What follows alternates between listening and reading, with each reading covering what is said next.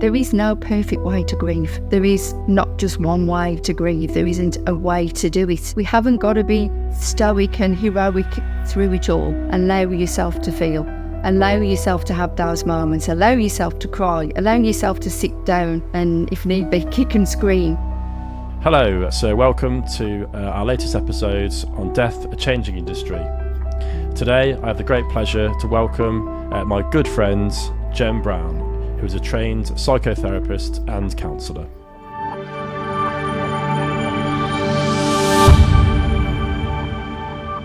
So Jen, it's great to have you back. For those who don't know who you are, Jen, could you just have a quick introduction to yourself, who you are and what sort of background you've got in the profession of counselling, please?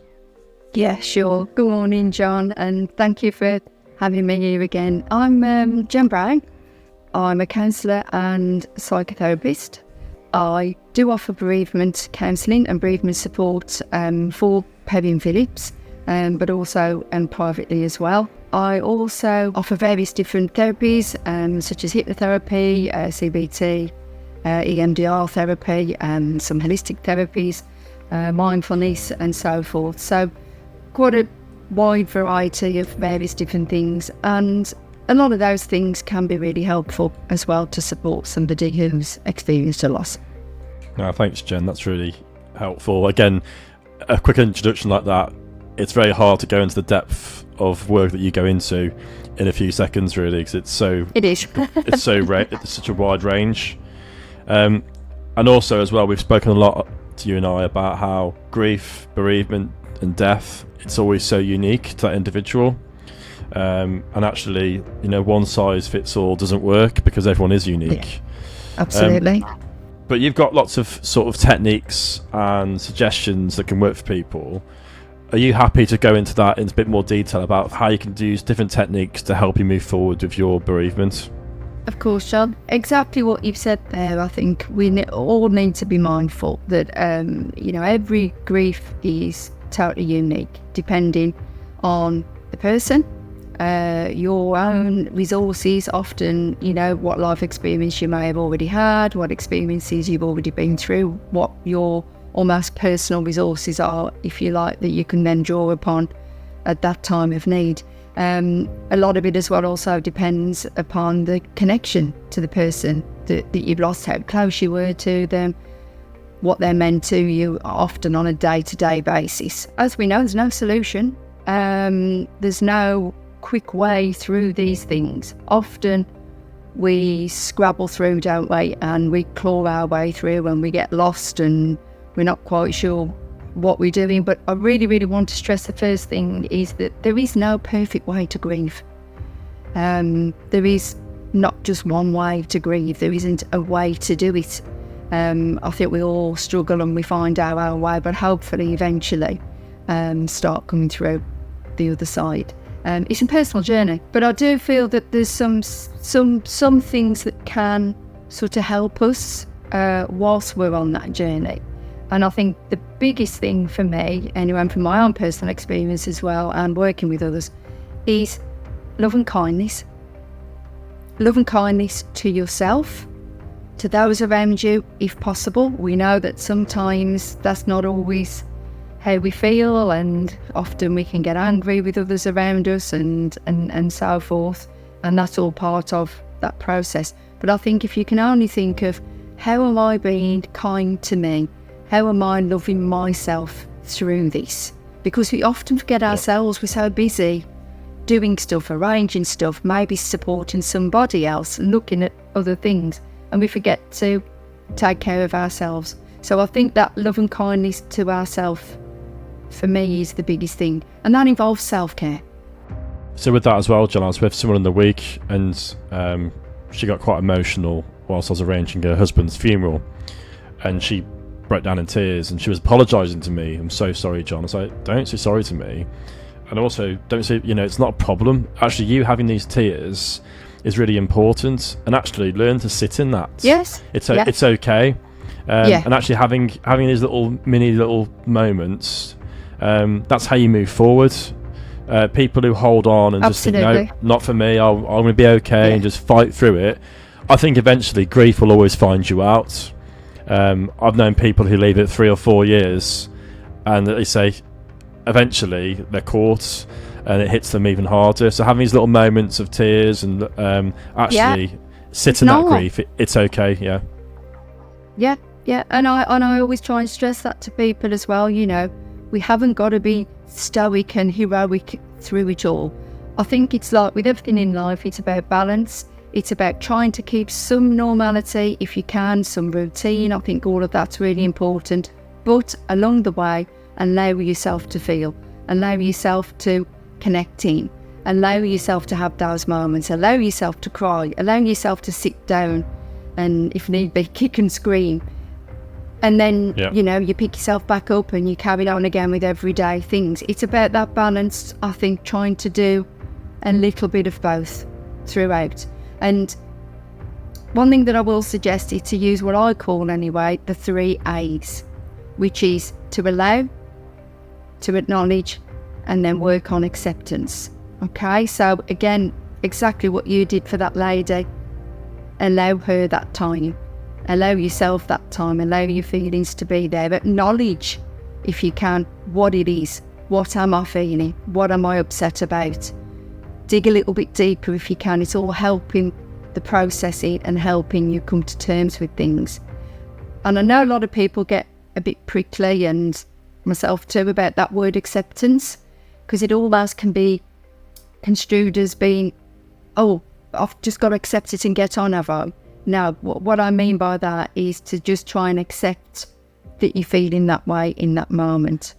Acceptance of this change of circumstances. Slowly you will start accepting things, but it's a process. It's not something just to do quickly. No, that's great advice. Thank you, Jem. Also as well with young people, so I speak to a lot of young people with their guardians or parents with them, obviously, at all times. But something that I always suggest to young people, if they're confused with their feelings or emotions, is to write it down in like a journal form. Is very useful, and that can always be useful to refer back to in the future, years to come. They can look back to see what they were going through, and that's how you grow as well. Could you give us some advice along those lines as well, please? Yeah, absolutely. And journaling is something that I do suggest to most clients, to be fair, and most people that I see, be for bereavement or other things for therapy, because it's a great way of giving yourself a time and space to actually sit and to connect to yourself and your feelings and to offload. And I always say, if you can, find time each day, maybe on an evening can be helpful, just to help you offload some of those thoughts, brain dump them down onto that paper. It doesn't have to make sense. You can just write words, you can scribble stuff down. Some people like to even draw, but it's about creating a space to sit and to just be focused and focus in and allow yourself to think and allow. What I would say is, if you're writing a few things down, if you can, then just take a moment, maybe read them back to yourself, or at least reread them again and see if you can just go that little bit deeper, as in, okay, I feel like that. Do I know why? Do I know where that's coming from? So that you're just helping with that process. And as you said there, some people find it helpful to just write stuff down in the moment, rip it up, throw it away. Other people like to keep that record, if you like, whereby you can look back. And it's almost like a self-therapeutic process then. You can refer back to it to see how far you've come on your journey. But also maybe to look back and think, okay, I'm having a bad day today. I had a bad day last week. I'll flip back. Okay, I went for a walk. I played with the dog. I phoned my friend up. Okay, that's reminded me I could do those things again. So it's a little bit of a way of helping and supporting yourself as well. I think journaling for everyone is an excellent tool, and especially when we're in a difficult time. No, thank you, Jen. Something else as well, which I've always thought is really helpful and useful. And again, in the UK now, we're seeing a huge rise in people on antidepressants now. And something I spoke to Julia Samuel about who's also a counsellor and psychotherapist, was about exercise, getting outside, going for a walk, Absolutely. or doing more strenuous work. I don't know anybody that's gone for a run and afterwards come back and then regretted doing it. So what's your view on that, and how can we use exercise for grief and bereavement? Yeah, absolutely. And I think people are starting to understand that that can be helpful. The issue is, I think sometimes we can ourselves get depressed when we've experienced a grief. We can feel lacking in motivation. Maybe, we've not slept very well. Maybe, it's affecting our appetite. Maybe we're just consumed by lots of emotions that can be draining, so your energy might be low. So what I would say is if you can do some form of exercise, be it just a gentle walk, be it just if you go out in your own garden and you have just a walk around and you just take some mindfulness moments, are great as well, whilst you're doing exercise, to really be focused on what you were doing, or focused on your surroundings, or focused on the trees as you're going by and listening to the birds and so forth. It's all about that connection. But of course, with exercise as well, you've got those good feeling endorphins being released, which of course are going to help you feel a little better, feel like you're a bit more in control, feel like you can do a little bit more. But things as you've said there, walking, obviously, going for a bike ride, doing yoga. I mean, meditation, I personally swear by, as I think sort of meditation and that deeper work can be really, really helpful. But exercise, yeah, absolutely. With meditation as well, I think people think you need to go and join a class, or go and find a hut on top of a mountain. Actually, on YouTube there are sort of 12-15 minute meditation videos you can do. I do them, and it's really, really helpful. Cleans your mind and refocuses you. Yes. If you're under pressure, lots going on, 15 minutes of that, and I just say you're ready to go again.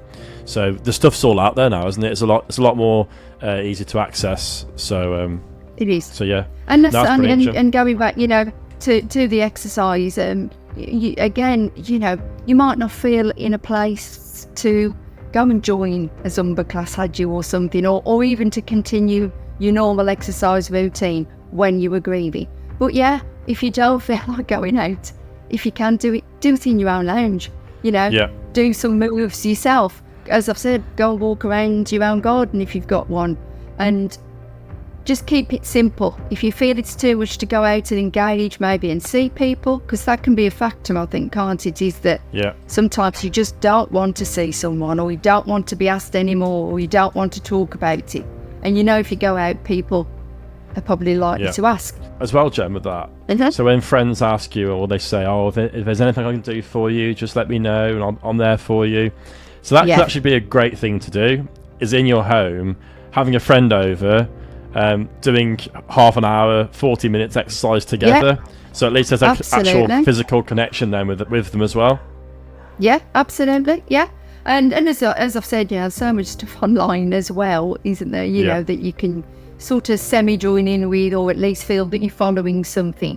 And because I think sometimes it can just feel overwhelming as to, well, what do I do? So I always say maybe doing something guided, or just wandering around in your own space and doing your own thing can be helpful. But sometimes following instructions can just take that weight off you thinking about something else. So, following something can be a great thing, can't it? Fantastic. No, well, thank you, Jem. So just to wrap things up then, what advice would you give somebody who's grieving at the moment, who's had a loss recently? What advice would you give them? I think I'd go back to what I originally said and just keep thinking to yourself, am I being kind to myself? Almost, sometimes when people find it hard, I think, don't they, to be kind to themselves generally anyway, and to, love yourself if you like. But maybe try and think of, am I treating myself as I would somebody else? What advice would I be sitting here giving someone else if they were going through a similar thing? Maybe I need to look at me. Am I doing this for me? Am I applying this to me? And I do think, that basic where you can self-care of keeping a routine, Yes, your sleep may be disturbed. Yes, your appetite may be disturbed. Yes, all your normal things that you would normally do often get compromised. But where you can, I always think it's helpful to keep a, reasonable bedtime, wake up time, what you're doing, keep your day sort of planned and a bit constructed, and fit in all the things, the extra things that you may be having to do, but also think of self-care. How am I loving myself through this? But also as well, be mindful of if you're supporting somebody who's grieving, that as well, you've got to take care of you. So it's about asking yourself, I'm being really loving and kind to them, but am I also being loving and kind to myself as well? So it comes back to that basic love and kindness, doesn't it? Which essentially when we're grieving, it's because we still love that person, but we don't have that same connection. So love and kindness, it's flowing out to them through your grief. Yeah. And you need to remember to keep some back for you. No, thanks, Joe. I think it's really important actually to give good care to people. Like you say, care starts from within. Yeah. And having yourself in a good position and place enables you and allows you to help more people. Absolutely. But also remember that, we all have our limits, don't we? We can all crack. And it's okay, like you said to that lady, it's okay to sit on the floor and cry and feel like I can't do any more for now. But remember, things always change. Even in that darkest despair, it does change. That's really helpful. Thank you so much, Jen. And thanks for your time again today. And we look forward to having you back on here again in the future. And again, we'll look at doing like open conversations, open groups of people to join in the future as well. So thank you so much for your time, Jen. No problem. Thank you for asking me, John. A huge thank you for watching our podcast, Death, A Changing Industry. Please subscribe to our YouTube channel as we have some fascinating guests lined up. Thank you so much.